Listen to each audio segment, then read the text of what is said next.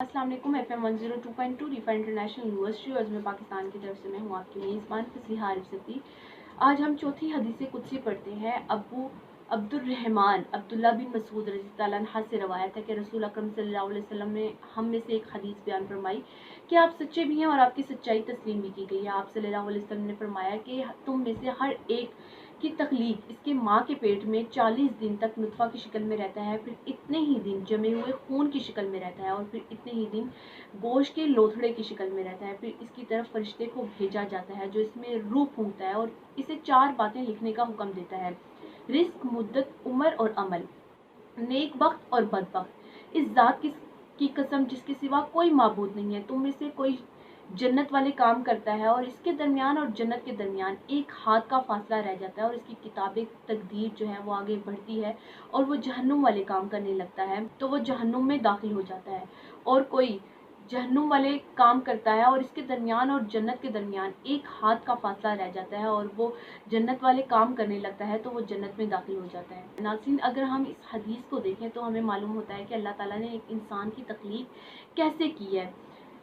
अल्लाह ताला ने एक इंसान की उम्र, उसका रिस्क पहले ही लिख दिया, यहाँ तक कि उसका अमल भी लिख दिया। अब ये इंसान के इख्तियार में है कि वो उसको कैसे ठीक करता है। इसी के साथ अपनी मेज़बान फसीहा रिफती को इजाज़त दीजिए। अल्लाह हाफ़िज़। प्रोग्राम का वक्त शुरू हुआ जाता है। प्रोग्राम सेहत क्यों ज़रूरी है, इसकी मेज़बानी करेंगी अरूज अयूब और उसामा कादिर खान। नाजरीन और सामीन, आप इस प्रोग्राम को रिफा FM 102.2 के अलावा अज़्म पाकिस्तान.tv पर भी देख सकते हैं और इसके अलावा edu.tv, hsc.gov.pk पर भी देख सकते हैं। आइए सामीन, चलते हैं प्रोग्राम की तरफ। सेहत क्यों ज़रूरी है। अस्सलाम वालेकुम। FM 102.2 voice of Riphah international university Azm Pakistan और edu.tv.hec से प्रोग्राम सेहत क्यों ज़रूरी है के साथ मैं हूँ आपकी मेज़बान अरूज। सामीन, जैसे कि हमने अपने पिछले प्रोग्राम में बात की थी JCI के बारे में, जॉइंट कमीशन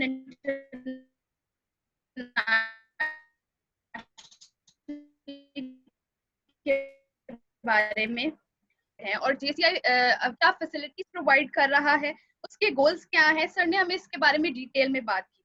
आज हम बात करेंगे कोरोना वायरस के बारे में। दुनिया आज भी कोरोना वायरस के शिकंजे में है। इस वबा के खत्म होने के आसार अब तक नजर नहीं आ रहे। WHO ने भी ये कह दिया है कि ये एक तवील अरसे के लिए हमारे साथ रहेगी। उन्होंने ये भी कहा है कि दुनिया अब पहले की तरह नहीं हो सकती। इस वक्त दुनिया में कोरोना वायरस के पेशेंट्स की तादाद 27 लाख से तजावुज कर गई है और 1,52,000 अमवात हो चुकी है। पाकिस्तान में कोरोना वायरस के पेशेंट की तादाद 11,155 हो गई है, जबकि 237 अमवात हो चुकी है और 2,527 पेशेंट्स रिकवर कर चुके हैं। पाकिस्तान में जहां कोरोना वायरस के पेशेंट्स की तादाद बढ़ती जा रही है, वहां हुकूमत ने ये फैसला किया है कि लॉकडाउन में नरमी इख्तियार करें, कारोबार खुलने और मसाजिद में नमाज अदा करने की इजाजत दे दी गई है। जो डॉक्टर्स ये कह रहे हैं कि अभी लॉकडाउन में नरमी इख्तियार नहीं करनी चाहिए, वहां उन डॉक्टर्स को तनकीद का निशाना भी बनाया जा रहा है। हमारे साथ मौजूद है प्रोफेसर डॉक्टर मतियुर रहमान, जो कि एक पल्मोनोलॉजिस्ट हैं, director DHQ patient safety, ISO and JCI accreditation consultant है। आज हम उनसे बात करेंगे और जानेंगे कि क्या हुकूमत ने जो लॉकडाउन में नरमी का फैसला इख्तियार किया है, क्या वो सही है, और कुछ और बारे में भी बात करेंगे। अस्सलाम वालेकुम सर। सर, हुकूमत ने लॉकडाउन में नरमी का फैसला किया है और लोगों को ये कहा है कि रमजान में वो मसाजिद में नमाज अदा करने जा सकते हैं। तो हमारी क्या लोग अभी डॉक्टर्स जो हैं और नर्सेज जो हैं वो आगे की सिचुएशन से निपटने के लिए तैयार हैं?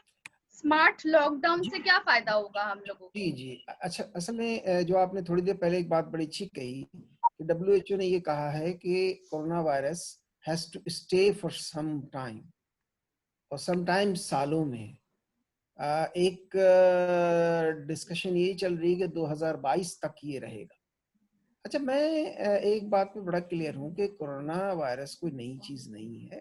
तकरीबन 40 साल पहले से जब मैं पढ़ता था पैथोलॉजी, 30 साल हो गए, तो उस ज़माने में भी हमने 1986-87 में जब मैं पैथोलॉजी पढ़ रहा था तो उस जमाने में भी कोरोना का तस्करा था, मगर बहुत थोड़ा सा था। और हमारे एक पाकिस्तानी साइंटिस्ट ने इन्हीं दिनों में कैलिफोर्निया पे फिर से, और इसके 4 स्ट्रेन्स थे जिसकी वजह से कॉमन कोल्ड, नजला, जुकाम, खांसी जैसी चीजें होती।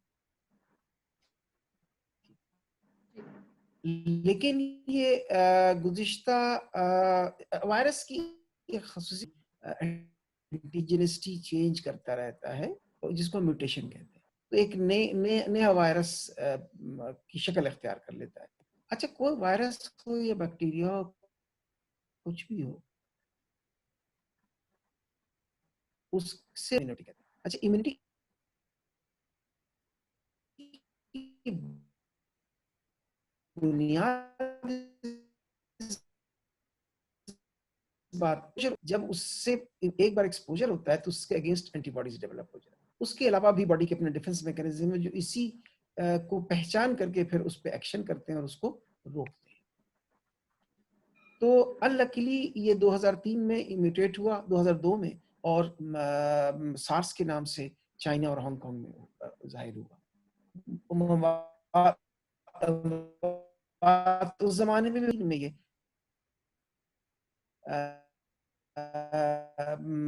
मरसा के नाम से, मिडिल ईस्टर्न रेस्पिरेटरी सिंड्रोम, जो मेन था वो मिडिल कंट्रीज थे, उसमें सऊदी अरब भी था, कतर भी था, बहुत सारे मिडिल ईस्टर्न कंट्रीज थे।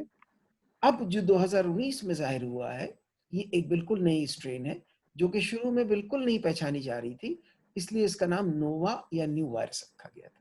मैं थोड़ा सा ब्रीफली मैं आपको इसमें डिस्कस कर लूं कि ये है क्या। ठीक है, तो कोरोना वायरस एक स्पार्टिलेस कर सकता है और एक न्यू स्ट्रेन है ये। अच्छा, ये जानवरों से भी ट्रांसफर होता है। ये पहली बार ट्रांसफर जो हुआ, ये एक वेट मार्केट हुआन में, चाइना में ट्रांसफर हुआ। अब इसकी इनिशियल विक्टिम्स क्यों ये वुहान में कहा जाता है कि ये जानवरों से हुआ, कि ये मेन उस मार्केट से हुआ जो हुआनान, एक उसकी वुहान प्रोविंस का एक वो है, वहां के होलसेल मार्केट में, जहाँ पे जिंदा जानवर और स्लॉटर्ड जानवर बेचे जाते हैं। फैलता किस तरह है? नंबर 1, ही जानवरों से भी फैलता है, और जो मेन इसका स्प्रेड है वो पर्सन टू पर्सन है। बंदा जिसको है वायरस, तो वो जब खांसता है, छींकता है, जोर से बोलता है, इवन जोर से हंसता है, तो ये वायरस 3 फीट तक चला जाता है। के साथ होता है तो जमीन पे गिर जाता है। जब जमीन पे गिर जाता है या किसी भी सरफेस पे, तो depending on the type of surface, इसकी सर्वाइवल 2 घंटे से 2 दिन तक हो सकती है। तो अब जो भी उस सरफेस पे हाथ रखता है, उसके हाथ इन्फेक्टेड हो जाते हैं, और वो जिस चीज को छूता है वायरस वहां चला जाता है। अगर हैंडल्स को छूता है वहां चला जाता है, अपने मोबाइल फोन्स को छूता है तो वहां चला जाता है, अपने नाक की, मुंह, आंख, जिसकी इंसानों को बहुत आदत होती है, इतनी देर से मैं भी कर रहा हूँ, तो ये फिर वो आंखों के जरिए चला जाता है। तो इसीलिए इसके बचाव भी इसीलिए आसान है कि आप बचाव के लिए आप वही करेंगे जो फैल रहा है। जिस तरह, जैसे ये 3 फीट तक जा रहा है, आप 3 फीट नहीं बल्कि 6 फीट दूर चले जाए। तो सबसे पहले सोशल डिस्टेंसिंग, फिर उसके बाद सरफेसेस पे गिरता है तो सरफेसेस को बार बार क्लीन करते रहे। अच्छा, लकीली इसके लिए बहुत महंगे एंटीसेप्टिक्स और इसकी जरूरत नहीं है। सिंपल क्लोरीन के टैबलेट जो कि पानी को हम इस्तेमाल करते हैं साफ करने के लिए, उसकी कंसंट्रेशन जो लिखी हुई कंपनी उसके मुताबिक बना के उसको साफ कर दे, या अगर इतनी मुश्किल नहीं उठाना चाहते तो ब्लीच के लिक्विड्स मिलते हैं मार्केट में, उसको डाइल्यूट करके अपने फर्श को बार बार, अपने सरफेसेस को बार बार साफ करते रहे, अपने हैंडल्स को बार बार साफ करते रहे। और अगर हेल्थ केयर वर्कर है तो वो दस्ताने पहन के रखे, या किसी शख्स को बार बार ऐसा काम कर रहा है जिसमें बार बार उसको टच करना है तो दस्ताने पहन के रखे। फिर चूंकि ये फैलता एक से दूसरे को है, तो जो शख्स जिसको खांसी छींक आ रही है वो अपना मुंह मास्क से ढांप ले। बेहतर ये है कि दूसरा भी ढांप ले, और ये साबित है कि अगर दोनों मास्क पहने हुए हों तो इवन इन्फेक्टेड पर्सन भी है जो जिसको कोरोना वायरस है, उससे भी जिस दूसरे बंदे को, अगर दूसरे ने भी मास्क पहना हुआ है तो फैलाव की चांसेस सिर्फ 5% रह जाते हैं। लेकिन ये याद रखिएगा कि जरूरी नहीं है कि वो शख्स जो छींक खांस रहा है उसी को कोरोना है, हम कुछ एसिम्प्टोमेटिक लोगों को भी हो सकता है। तो इसलिए बेहतर है कि मास्क का इस्तेमाल दोनों करें तो बेहतर रहेगा। अच्छा, मास्क में जरूरी नहीं कि आप कोई बहुत कीमती सर्जिकल मास्क इस्तेमाल करें, आपने दुपट्टा पहना हुआ, आप दुपट्टा लगा लें। जो हम लोग माशाल्लाह जो लोग पगड़ी बांधते हैं वो साफा या पगड़ी लगा लें। और कुछ नहीं तो रुमाल, पुराने जमाने में हम लोग तो रखते थे, आजकल फैशन खत्म हो गया, दोबारा फैशन में ले आए। एक रुमाल जेब में रखे और उसको नाक पे जब भी बाहर निकले आप लगा लें। तो ये सिंपल चीजें हैं जो कि हम कर सकते हैं। कुछ ना मिले तो मोटा वाला टिश्यू पेपर को दोनों साइड से स्टेपलर लगा के उसमें एक रबर बैंड लगा के कान पे लगा लें। देखिए, हमें ये समझने की जरूरत है कि दुनिया में इतने मास्क नहीं है कि पूरी दुनिया को सप्लाई किया जा सके। अच्छा, मास्क वैसे तो रिकमेंडेड नहीं है कि कम्युनिटी में लोग हर आदमी मास्क पहने, लेकिन मैं इसको रिकमेंड करता हूं इसलिए कि ये बड़ा मुश्किल है ये पता होना कि दूसरा इन्फेक्टेड है या नहीं, नंबर 1। नंबर 2, इस वक्त हमारे शहर में एलर्जी और फ्लू भी चल रहा है, तो एलर्जी और फ्लू से भी बचत हो जाती है। और आप ये नोट कीजिए कि इस्लामाबाद में इस साल एलर्जी इतनी, क्योंकि मैं पल्मोलॉजिस्ट हूँ, मेरे पास मरीज आते हैं, इस बार कम है मरीज, इसलिए कि बहुत लोगों ने मास्क पहना हुआ है। तो ये अच्छा, इसके जो तमाम लोग, हम खुशकिस्मत मुल्क है जहाँ हमारे 65% लोग जवान हैं, तो जवानों को ये ज्यादा नुकसान नहीं पहुंचाता। लेकिन वल्नरेबल कौन लोग हैं? जो 65 साल से उम्र के, ज्यादा उम्र के हैं, जिनको सीओपीडी या जो हम लास्ट टाइम डिस्कस कर चुके हैं कि स्मोकर हैं, उनको क्रोनिक ब्रोंकाइटिस सीओपीडी है, ट्यूबरक्लोसिस हो चुकी है लेकिन फिर भी उनके लंग में रिस्ट्रक्शन है, डायबिटिस मेलाइटस है जो कंट्रोल नहीं है, जो हाइपरटेंशन वाले लोग जो हार्ट फेलियर में हैं और उनके हार्ट फेलियर के मसले हैं, वो हैं, और वो लोग जैसे इवन ब्रोंकियल अस्थमा के पेशेंट्स जो कि इनहेलर ले रहे हैं, और इनहेलर जब लेते हैं तो उसमें कोर्टिसोन होता है। इस तरह कोर्टिसोन की दवाइयां जहां इस्तेमाल हो रही हैं, तो ये लोग जो है तो 98 to 99% लोग। अच्छा, एक बात और मैं क्लियर कर दूं, कोरोना का इन्फेक्शन होना या कोरोना का पॉजिटिव हो जाना कोई क़यामत नहीं, सिर्फ एहतियात की जरूरत है। जो पॉजिटिव हो जाए वो अपने आप को आइसोलेट कर ले, और दूसरे लोग जो है मास्क पहन ले, वो भी मास्क पहन ले, क्योंकि इन्फेक्शन और डिजीज में फर्क है। मेजॉरिटी लोगों को डिजीज नहीं होता, तो बहुत कम लोग जो है वो जाते हैं उसमें। तो इसलिए इसका हमें बहुत ख्याल रखना है कि हम इससे हो क्या रहा है कि आज ही एक मरीजा मेरे पास ऑनलाइन मैं बात कर रहा था, तो कहती है कि मैं तो इसलिए नहीं अपना टेस्ट कराती हूँ कि मैंने टेस्ट कराया और पता लग गया तो मेरे दरवाजे पे बोर्ड लग जाएगा और लोग वीडियो में बताना शुरू कर देंगे। तो ये एक बहुत इंपॉर्टेंट बात है कि हमें लोगों का ख्याल रखना चाहिए। अच्छा, इसके आम अलामात क्या है? बुखार, अब बुखार फ्लू में भी हो सकता है, किसी और इन्फेक्शन में भी हो सकता है, लेकिन खांसी भी उसके साथ है। अब फीवर और कफ कोरोना में भी हो सकता है, फ्लू में भी हो सकता है।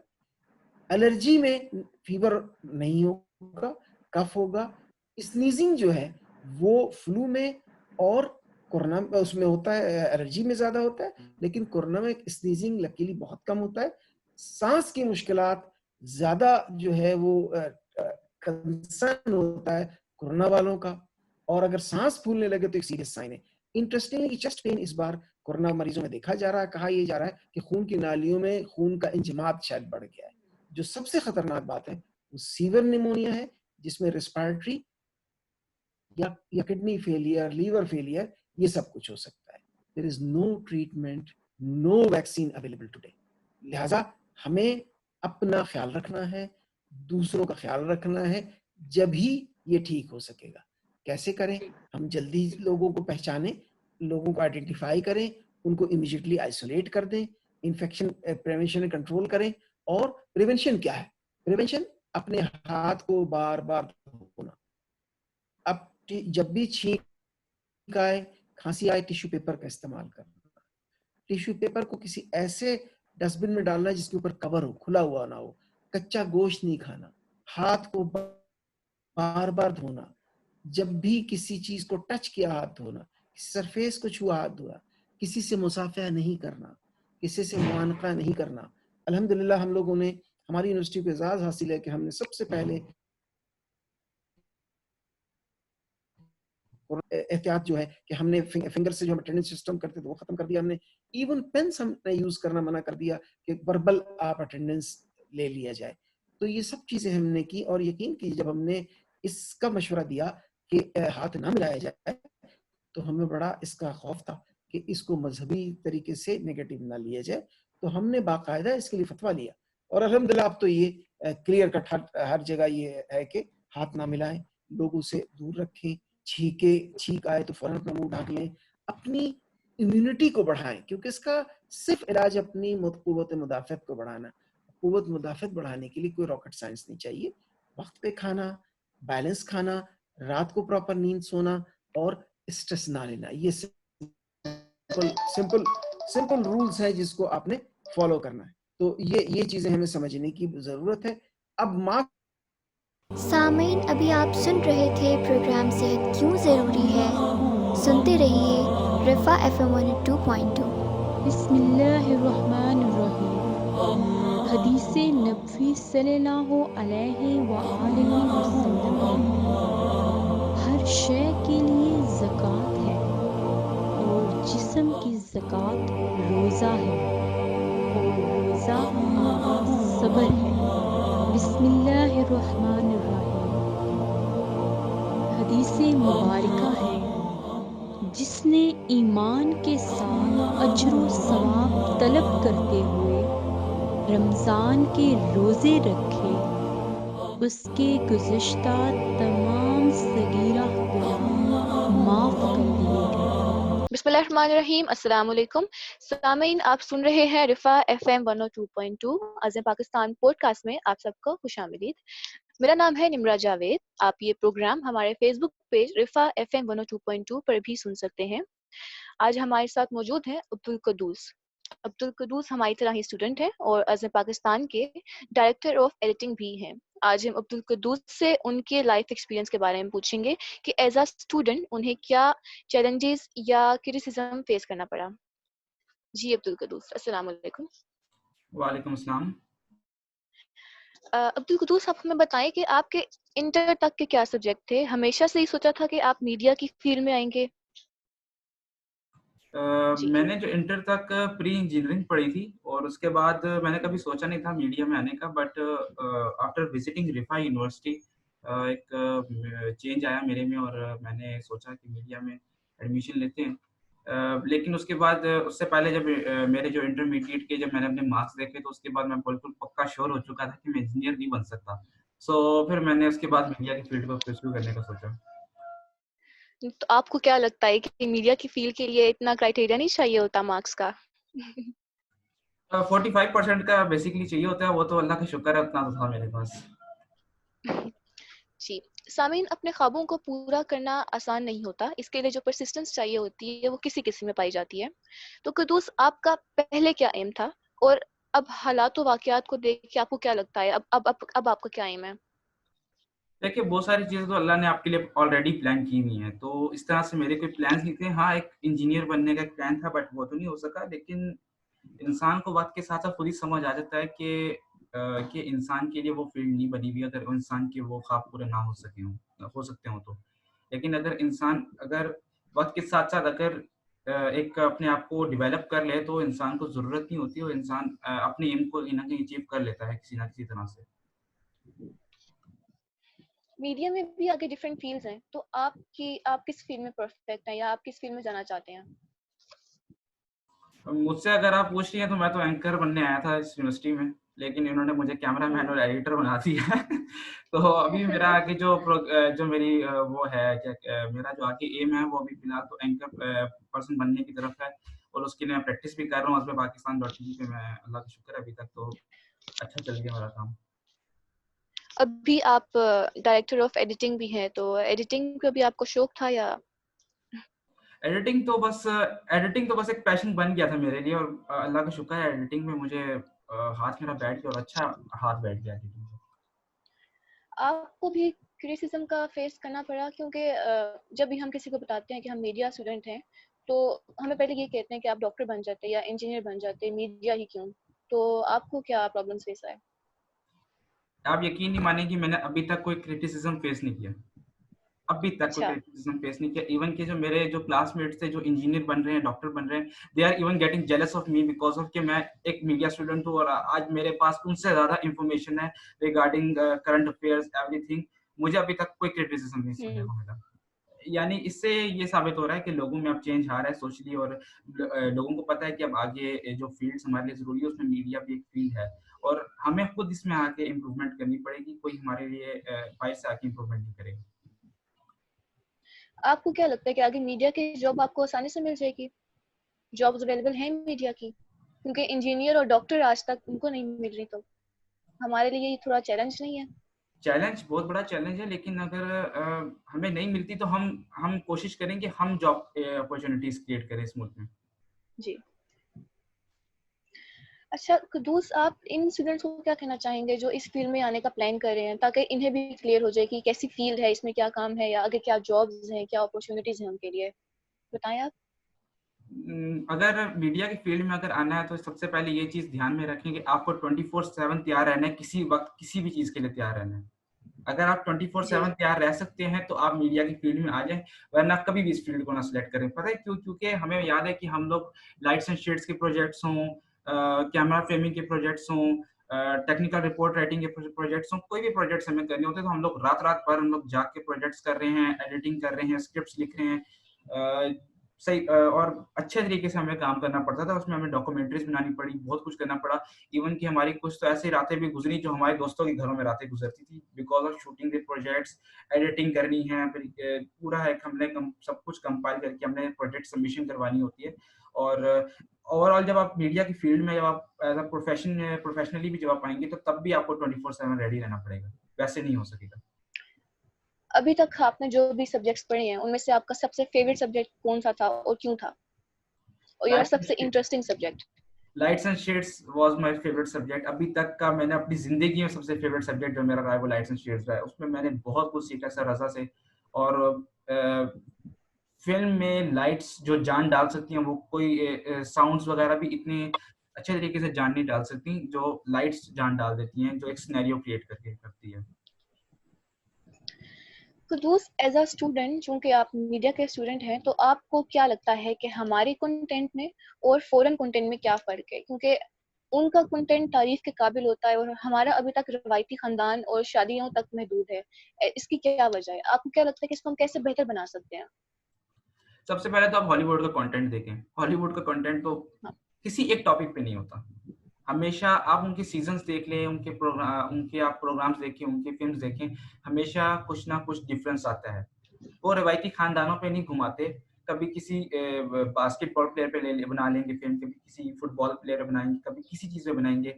वो डिफरेंट चीजें अपना रहे हैं। अब तो उनकी एवेंजर्स इतनी अच्छी फिल्म चली है और इतना सब कुछ चल रहा है, तो वो हमेशा डिफरेंट चीजें ट्राई कर रहे हैं। और जबकि अब हम लोग देखें हमारे कंटेंट को, पाकिस्तानी कंटेंट को, तो वो सारा का सारा इंडियन कॉपी कंटेंट लगता है। क्योंकि हमारे यहाँ पे और जो वो बहुत ज़माने से चला आ रहा है, वही कंटेंट कॉपी हो रहा है, उसी में थोड़ी सी चेंजेस ला रही हैं, वरना कोई बड़ा चेंज नहीं है अभी तक। चेंजेस तो मुझे नजर कुछ ही नहीं आई। इंटरेस्टिंग। मुझे बिल्कुल चेंजेस हाँ। भी नजर नहीं, इवन के जो उनके डांस स्टेप्स हैं उनके भी, उसमें भी कोई चेंजेस नजर नहीं आई। तो बात यह है डांस कि स्टेप और जो हमारे ड्रामाज हैं उसमें भी अभी तक स्टोरी एक औरत पे ही चल रही है, किसी मर्द पे ड्रामा नहीं आ रहा। ऐसा क्यों है?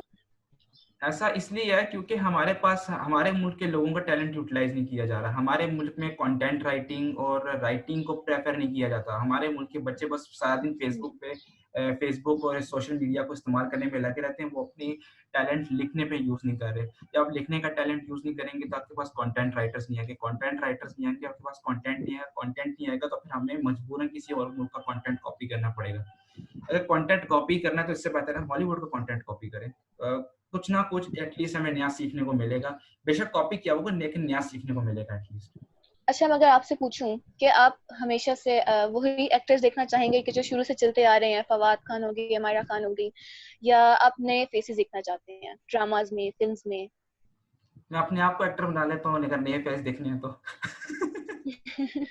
क्योंकि एक्टर्स की सच बात है बहुत जरूरत है इस मुल्क में। एक्टर्स बहुत कम है और एक्टर्स के पास एक तो नॉलेज भी, हमारे मुल्क के एक्टर्स में नॉलेज कम है। क्योंकि जब हमने साउंड्स पढ़ा था तो हमें याद है कि हर एक्टर्स पे different type of mics suit करते होते हैं जो जिससे उनकी आवाज प्लेजेंट होकर आती है।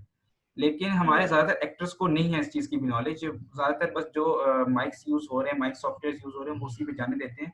लेकिन हमारे टीचर ने बताया था हमें कि शान एक हमारे जो एक्टर हैं उनको सिर्फ इस चीज का पता है, बाकी किसी एक्टर्स का हमने एक्टर्स या एक्ट्रेसेस का नहीं पता जिनको ये चीजें पता हों। और तो हमें इस चीज की एक्नॉलेजमेंट की भी जरूरत है और हमें नए एक्टर्स लाने की जरूरत है। अभी जो आप पढ़ रहे हैं, आप 5th सेमेस्टर में माशाल्लाह, तो आपको अभी तक एक्टिंग पे कुछ सिखाया गया है यूनिवर्सिटी में? नहीं, अभी हमने तो खुद जब फिल्म्स एक दूसरे की जब फिल्म्स में काम करते थे तो हम लोग कोशिश करते थे कि हम अच्छी एक्टिंग करें, लेकिन हम लोग सेकंड हैंड ही एक्टिंग कर सकते हैं फिलहाल, लेकिन अभी उस तरह से एक्टिंग नहीं कर सकते। लेकिन हमारे वहाँ पे हमारी यूनिवर्सिटी में एक अफजल भाई होते हैं जिन्होंने शुरू किया था आशियाना प्रोडक्शन के नाम पे।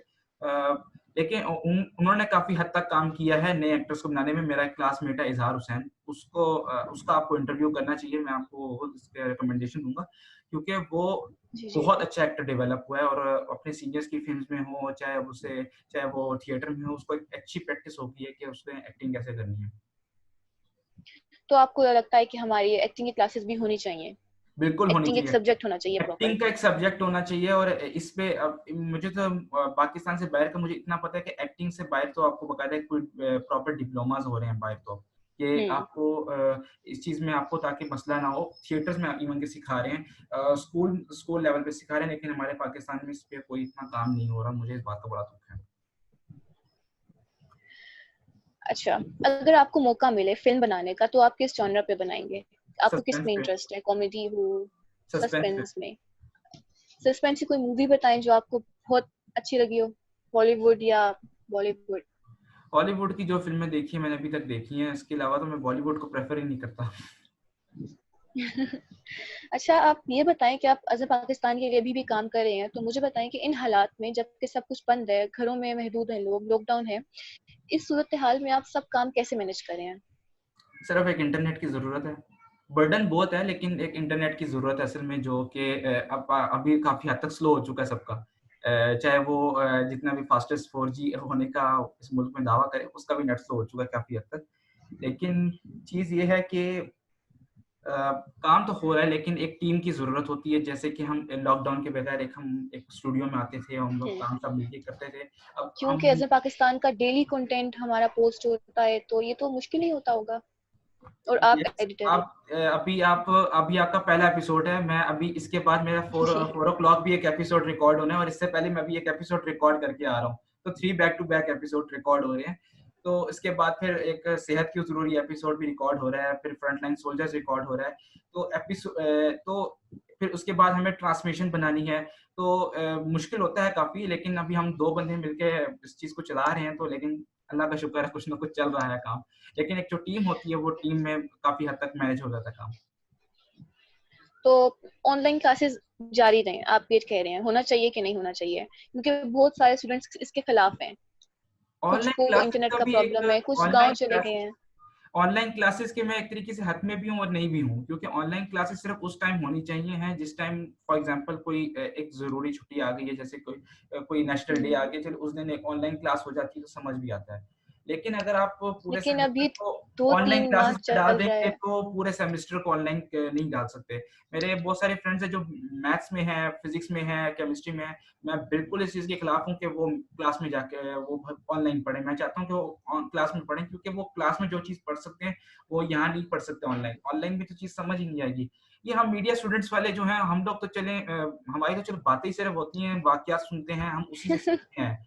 तो हमारा तो चलिए ये समझ आता है कि हम लोग ऑनलाइन क्लासेस कर रहे हैं। इवन कि अभी हम ऑनलाइन रिकॉर्डिंग कर रहे हैं। एक टेक्नोलॉजी है, हम्म। ज़रूरी चीज़ है हमारे लिए। हम डॉक्टर्स के इंटरव्यूज़ रिकॉर्ड कर रहे हैं। ये चीज़ें ठीक है, लेकिन ऑनलाइन क्लासेस नहीं। मैं इस चीज़ के हक में नहीं हूँ। 1-2 क्लासेस ठीक है। तो बाकी सब्जेक्ट्स कैसे जा रहे हैं ऑनलाइन क्लासेस के? फिलहाल तो अभी एक ही सब्जेक्ट है, मीडिया सोशल रिस्पांसिबिलिटी, अल्लाह का शुक्र है वो भी अच्छा गुजर गया। तो आप लोग क्विज और असाइनमेंट्स वगैरह कैसे मैनेज करते हैं, और जो मिड टर्म है या फाइनल है उसका कुछ पता है?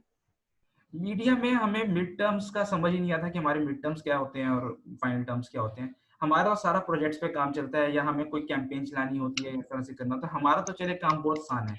लेकिन जो स्टूडेंट्स जिन्होंने बैठ के पूरा 3-3 घंटे का पेपर लिखना है सिर्फ 20-30 नंबर का, उनके लिए तो ये चीज़ मुश्किल है, बहुत मुश्किल है। और उनके लिए तो मैं चीज़ प्रेफ़र नहीं करूँगा। हमारे लिए चलें ये ऑनलाइन मिड टर्म्स और प्रोजेक्ट सबमिशन और वाइवा हो जाए तो हमारे लिए कोई प्रॉब्लम नहीं है। हम लोग तो उल्टा शुक्र करेंगे कि हमने सुबह सुबह उठ के आँखें मल के उठ के बैठ गए, हमने वाइवा दे के सुकून से जान छुड़ा तो ली। आप प्रैक्टिकल के हक में है, थ्योरेटिकल के हक में नहीं है? प्रैक्टिकल के हक में हूँ मैं, बिल्कुल प्रैक्टिकल के हक में हूँ। थियोरेटिकल मैं बचपन से थ्योरी में कोई इतना अच्छा नहीं था, तो इसलिए मैं थ्योरी के राह में अभी भी नहीं हूँ। क्योंकि बाकी यूनिवर्सिटीज में मैं हैरान हूँ कि मीडिया स्टडीज के सब्जेक्ट्स में वो थ्योरेटिकल सारा पढ़ रहे हैं, उनको कोई प्रैक्टिकल सहूलत उनको मौजूद नहीं है, कोई उनको इंस्ट्रूमेंट नहीं प्रोवाइड किया जा रहा। आपकी यूनिवर्सिटी में इसका क्या हालात है? शुक्र अल्लाह का, मैं रिफा में पढ़ रहा हूँ। मैं तो इतना ही बोलूँगा कि अल्लाह ने हमें एक अच्छी यूनिवर्सिटी में डाला कि हम लोग को एटलीस्ट हम सब कुछ प्रैक्टिकल सीख रहे हैं, और इवन हमें तो बल्कि पाकिस्तान इंस्ट्रूमेंट्स भी, में इक्विपमेंट भी दिया जाता है, वो इवन तो क्या हम कहीं अज़्म अलाउ भी नहीं पाकिस्तान है। में इवन क्या इसमें हम अज़्म पाकिस्तान में एक प्रोफेशनली हम काम सीख रहे हैं। प्रोफेशनल हमने ऑफिस में, जब हम जी। आगे जाके प्रोफेशनली काम करेंगे तो हमें पता होगा कि हमने कैमरास कैसे ऑपरेट करने, हमने लाइट्स कैसे ऑपरेट करनी, हमें एक ही चीज़ का अल्लाह का शुक्र है पता है अभी भी। और अभी हम लोग काफ़ी ज़्यादा जो मीडिया स्टडीज़ के स्टूडेंट्स हैं, हमें उनसे ज़्यादा पता है इस वक़्त।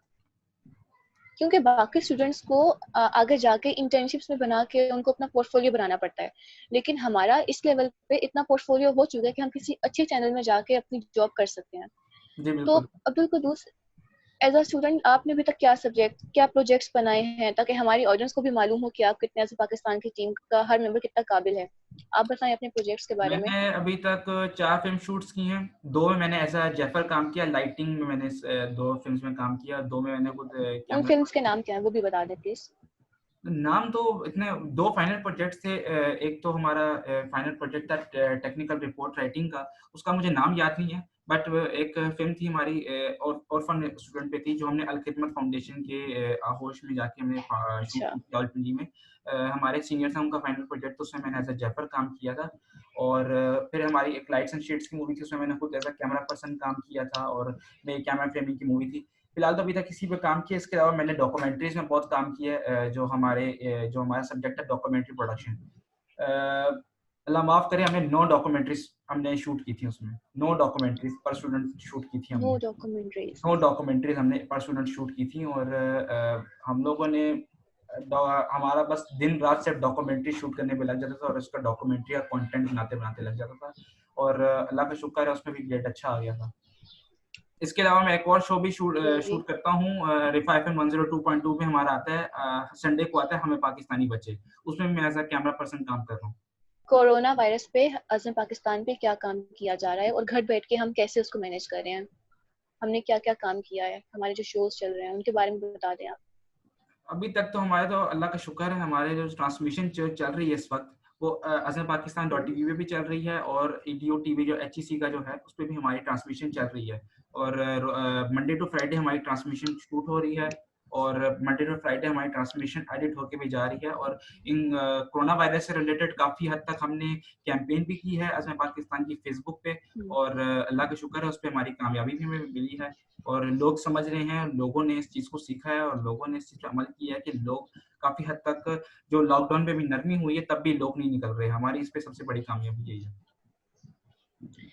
अच्छा कुद्दूस, हमारा ये लास्ट सेशन है रॉकेट फायर का। इसमें आपको 2 या 1 सेकंड मिलेगा, आपने आंसर करना है, ठीक है? और ज्यादा सोचना नहीं है। ठीक है। मैं शुरू कर रही हूँ। छुट्टियां या ऑनलाइन क्लासेस? छुट्टियाँ। जॉब या बिजनेस? बिज़नेस। फ्रंट स्क्रीन या back screen? Front screen. Riphah university या कोई और? रिफा। इंडिपेंडेंट मीडिया या restricted? Independent restricted. Pakistani content या फॉरेन? फॉरेन।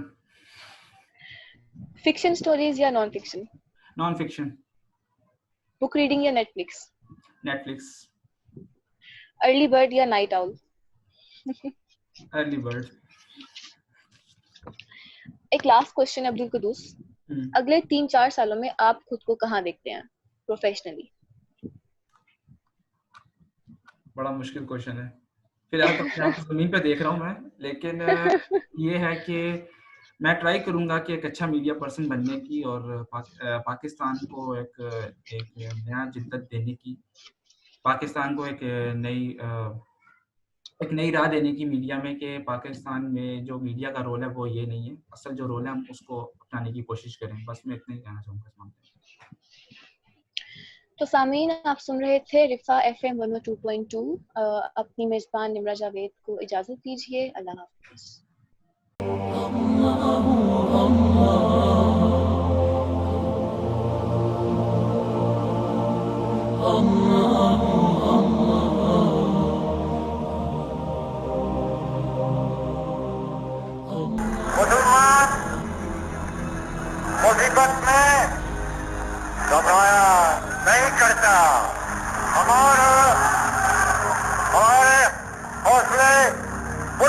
है।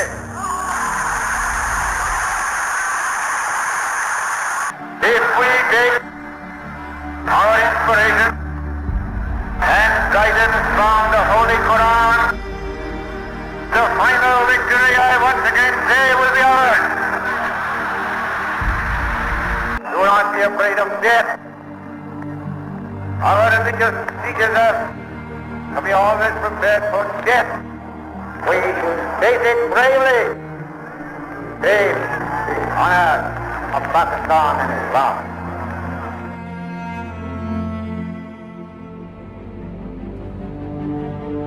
There is no better salvation for a Muslim than the death of a martyr for a righteous cause.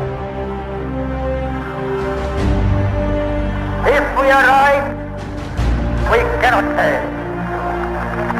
And we shall live and not die. Do your duty on our gracious God. There is no power on earth that can undo Pakistan.